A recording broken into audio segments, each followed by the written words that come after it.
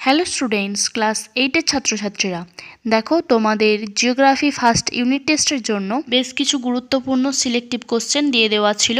সেই কোশ্চেনগুলোর আনসার তোমরা জানতে চেয়েছো। সেই আনসারগুলোকে আমি পার্টে পার্টে দিয়ে দেওয়ার চেষ্টা করেছি। যদি একসাথে সমস্তগুলোর আনসার দিতে চাই তাহলে ভিডিওটা অনেক বেশি লেন্দি হয়ে যাবে। ওকে, চলো আজকে আমরা এখন দেখে নেব। প্রথমে রয়েছে সঞ্চয়জাত পর্বত বলতে কি বুঝি, বা সঞ্চয়জাত পর্বত কাকে বলে। এক্ষেত্রে মনে রাখতে হবে প্রত্যেকটা কোশ্চেনের ক্ষেত্রে আমরা কিন্তু মিনিমাম 3টে পয়েন্ট দেওয়ার চেষ্টা করব। চলো প্রথমেই দেখে নিচ্ছি সংজ্ঞাতে কি বলবো।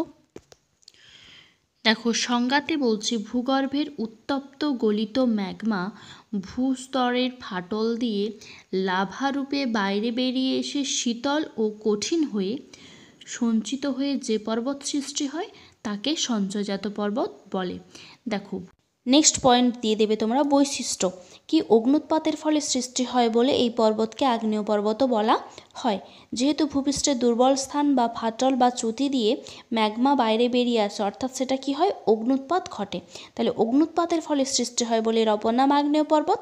নেক্সট কি বৈশিষ্ট্য, এই পর্বত দেখতে সাধারণত গম্বুজাকৃতি হয়। যেহেতু লাভা সঞ্চিত হয়ে পরপর অগ্নুৎপাতের ফলে জমা হয়, তাহলে সেটা দেখতে গম্বুজের মতো হয়। ওকে, নেক্সট এক্সাম্পল দিয়ে দেবে তোমরা, জাপানের ফুজিয়ামা, ইতালির ভিসুভিয়াস। ওকে, এই কোশ্চেনটা কিন্তু ঝটপট লিখে এবং পড়ে নিয়ে না দেখে লেখার অভ্যাস করে নাও।